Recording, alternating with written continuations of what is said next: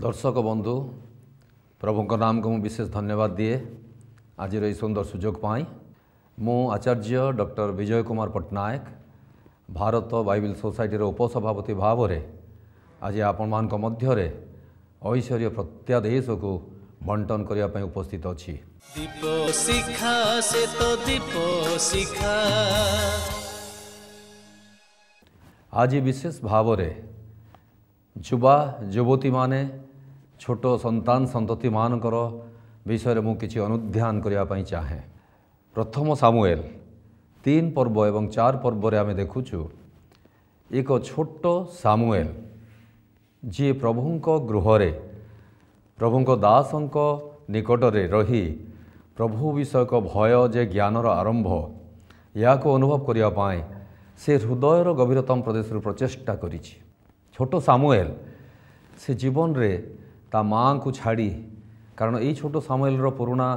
इतिहास जदि आम देखा तांको मातांक संतान सतति न होबारु से प्रार्थना कले एवं से यही ऐश्वर्य जागारू ऐश्वर्य आशीर्वाद पाई छोट सामुएल को जन्म देइथिले एवं प्रतिज्ञा करिथिले प्रभु तुमे मते जो संतान देइछ मु तुम पाई तुम मंदिर रे ताको उपस्थित करेबी। यही छोट सामुएल जीवन रे अन्य छोट पिलामान को परी ता मनोभाव नथिला एवं प्रभुंक दास एली महायाजक तांको उपस्थिति रे तांकर दिग्दर्शन रे तांकर कथबार्ता रे से निज जीवन को काटिबा पाई एक प्रतिज्ञा एवं प्रचेष्टा करिछि। आमे प्रथम सामुएल 3 पर्व एवं 4 पर्व रे आमे देखुचु यांको विषय विशेष भाव में लिखा जाए। एवं ये छोट सामुएल सकाळु उठुथुले 4टा समय। आजिकाली आमे देखुचु आमर युवा बंधु माने छोट पिलापिली माने से माने 10टा 9टा 11टारे मध्य से माने उठुचंती कारण से माने राति जाक अन्यान्य कार्य किंबा से माने जानती कौन कार्य पई से माने व्यस्त थिले किंतु शीघ्र उठी प्रभुंक निकट रे नतमस्तक करिवा प्रभुंक निकट रे प्रार्थना करिवा प्रत्येक युवा युवती छोट संतान संतति परिवार बापा माँ को पाए एक आशीर्वाद। एवं ये छोट सामुएल छोट समयरू यही विषय को निज जीवन रे आपणाई नहीं एवं कौन सी जगार से या को कंप्रोमाइज करि पारि नाई एवं प्रभु को देखी प्रभु को प्रत्यादेश को अनुमान करी माँ कथार प्रतिज्ञा को से अंगे अंगे निभाइबा पाई प्रचेष्टा करी प्रार्थनार सहित कार्य करिछि। से ठीक 4:30 उठे एवं मंदिर रे प्रदीप लगे दिए एवं चारिआडे ओलाओली करी सफा करी सबू सफा सुतर हो गला परे से निजको मध्य निजर कर्तव्य प्रतिदिन कर्तव्य को से संपादन कला परे से प्रार्थना रे बसे। एली महायाजक अन्य माने समस्ते से माने सोई थांती एवं से माने एई दायित्व रे न थांती किंतु छोट पिला से एई दायित्वर एक बोझ हृदयर गभीरतम प्रदेश रु अंदाज करिछि अनुभव करिछि एवं कार्य रे परिणत करिया पई चेष्टा करिछि। कौन सी विषय प्रतिज्ञा करिबा एवं कार्य रे परिणत करिबा बहुत काठिकर पाठ एवं छोट पिला माने आमे देखुछु आमे अल्प समय मध्य देखा आम कथा मानुथबो कुआडे दौड़ी पलैबे कोठी एक्सीडेंट हो जिवे कोठी झगड़ाझाटी होगी पलाइबे स्थिरता न थाए किंतु यही व्यक्ति यही छोट पिला या जीवन रे स्थिरता कारण प्रभु विषयक भय जे ज्ञानर आरंभ जेपरी उपदेशक कहती से विषय को से निज जीवन रे बांधी रखिथिला। विशेष भाव में आम देखू परिवार रे बापा माँ एवं बड़ माने छोट पिला मान को दिग्दर्शन दवाई प्रचेष्टा करती एवं बेले बेले प्रचेष्टा करी हारी जाती एवं बेले बेले छाड़ी दियंती बेले बेले से माने क्लांत ही पड़ती एवं या को मु परिवर्तन करि पारिबी नाई या को श्रृंखलार सहित मु गठन करि पारिबी नाई यार डिसोबिडियंस वा अबाध्यता को मु देखी मु सह्य करि पारु नाई एपरि अनेक कथबार्ता होता है अनेक चिंताधारा होता है एवं जहाद्वारा आमे आम निज छोट संतान संतति युवा बंधु माने जो माने आमको आमर पुओ भाई माने भौणी माने तांको आम माने लंबा रसी रे छाड़ी दे थाउ एवं से माने जहा करिवे करंतु एही चिंताधारा आम मध्यरे थाए एवं यांकर जो मन भितरे सामुएल रो एक खुशी एवं ऐश्वर्य दिग्दर्शन थिला प्रभु ताकू देखिले एवं पसंद कले। हठात गोटे दिन रात्र रे प्रभु ताकू डाकिले सामुएल सामुएल एवं से उठी पड़ले आमे देखुचे आम पिलामानकु आमे 50 थर हलेइकरी उठेले भी से उठंती नाय, किंतु प्रभुंकर एक बाणी तांको पाखकु आसिला सामुएल एवं से उठी पड़ले एवं देखिले चारिआडे केही नाहांती। एली याजक के जाने तांकु डाकी थिबे। एली याजक पाखकु गले, तांको गोड़ धरिकी पचारे, सार आज्ञा आपण मते डाकिले कि मु एठी उपस्थित अछि, आपण जहाँ चाहिए मु करिबी। एवं एली याजक उठी देखिले, कहिले बापा मु तते डाकी नाई, आ तू जाइकी सोई पड़। द्वितीय थर मध्य प्रभु डाकिले सामुएल एवं से पुणी उठिकी एली याजक पाखकु गले एवं कहिले आज्ञा आपण कौन मते डाकिले एवं से कहिले ना बापा तोते डाकी नाई, तू चली जा। तृतीय थर पुणी से रब आसिला, से आवाज आसिला सामुएल एवं से पुणी आसिले एवं सेतबेले एली याजक बुझीपारे ऐश्वर्य प्रत्यादेश प्रभुंकर कथबार्ता तांको जीवन रे बोधे प्रभु चाहती, कारण से ये विश्वर सृष्टिकर्ता, मनुष्य मान को शांतिदाता, मनुष्य मान को कथबार्ता करिवार से योग्य परमेश्वर के जाने से सामुएल को कथबार्ता करने चाहती एवं तांको शिक्षा देले एवं कहिले सामुएल जदि आउ थरे तुमको यहपरी आवाज आसे तेबे तुम जान प्रभु तुमको कथबार्ता करने चाहती एवं तुम कहिबो प्रभु मु उपस्थित अच्छी, मते कौन करने को पड़ो आपण कहतु। एवं पुणी सामुएल बोली डकागला बेले से कहला प्रभु मु एठी अच्छी, आपणकर उपदेश आज्ञा मो अपेक्षार अच्छी, आपण मते कहतु।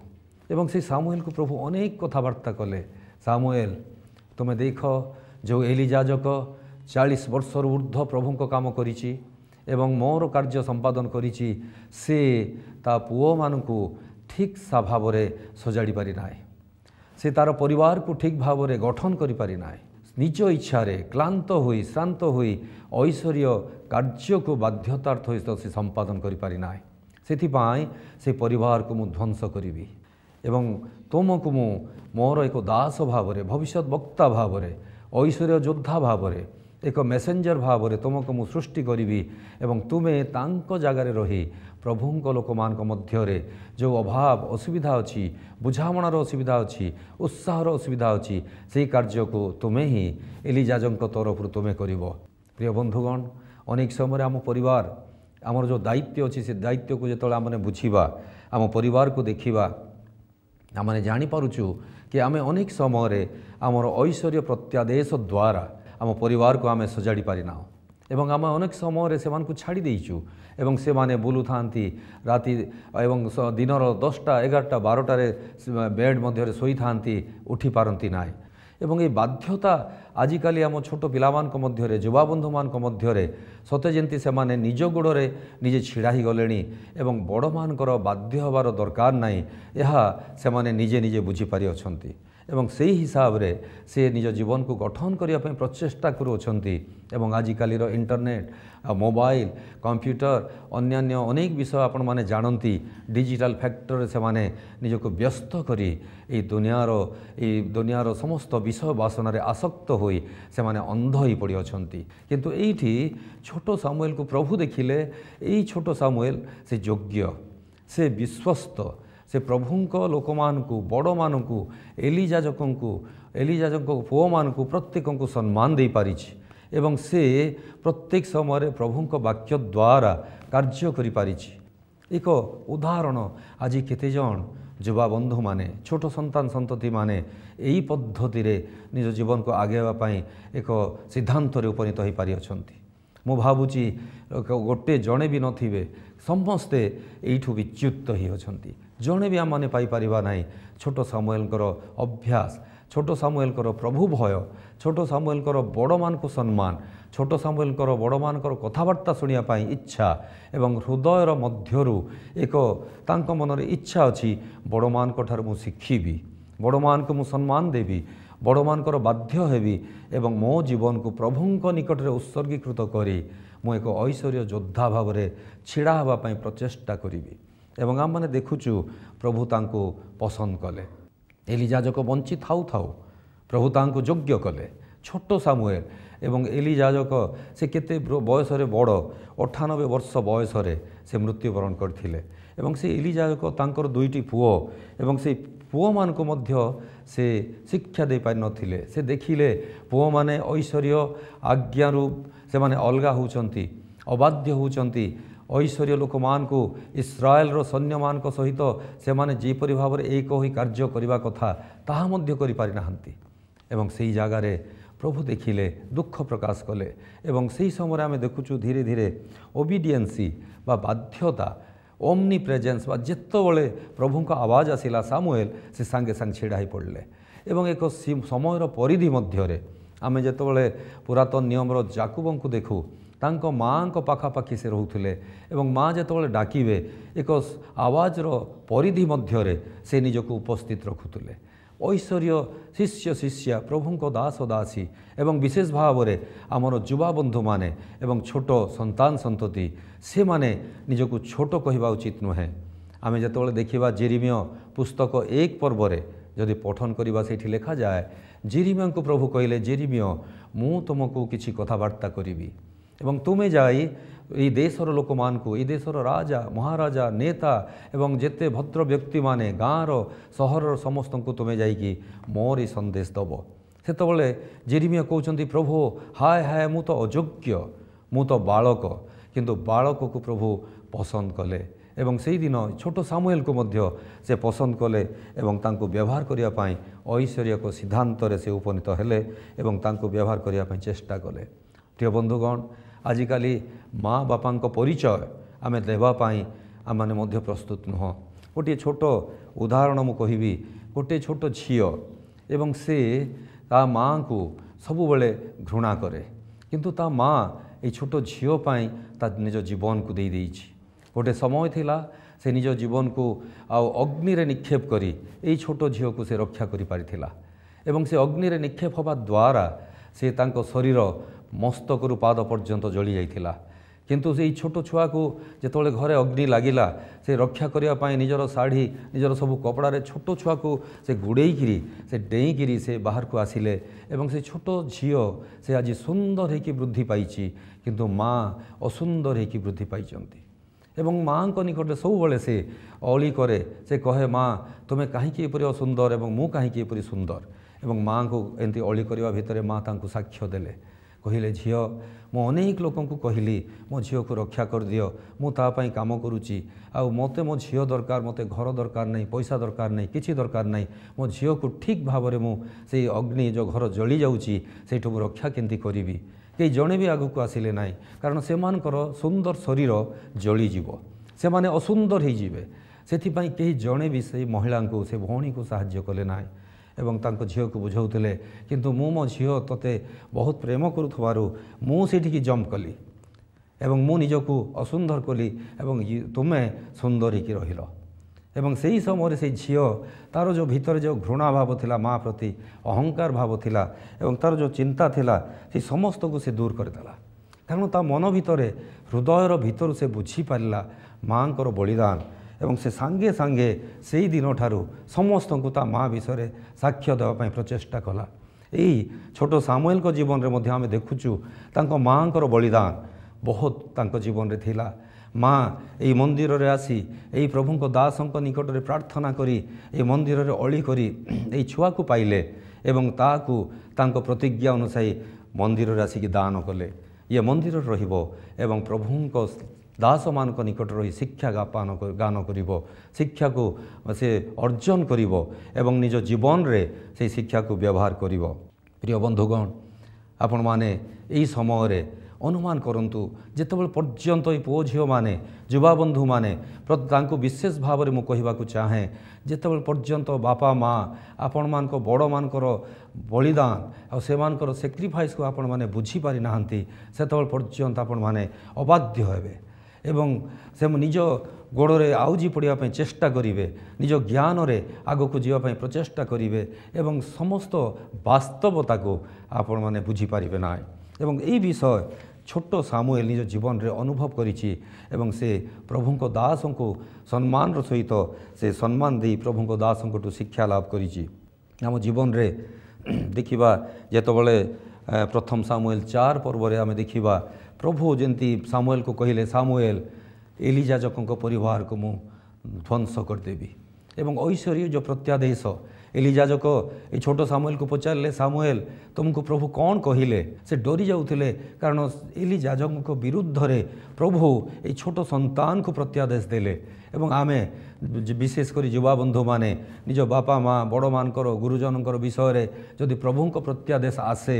आमे तांको कहि परिबा नाही कारण आमे डरिबा कि से माने हमर गुरुजन आमे तांको सही कथा कहि परिबा नाही एवं प्रभुंकर अवज्ञा करिबा किंतु एई पुओ छोट सामुएल ऐश्वर्य प्रत्यादेश निपुण हे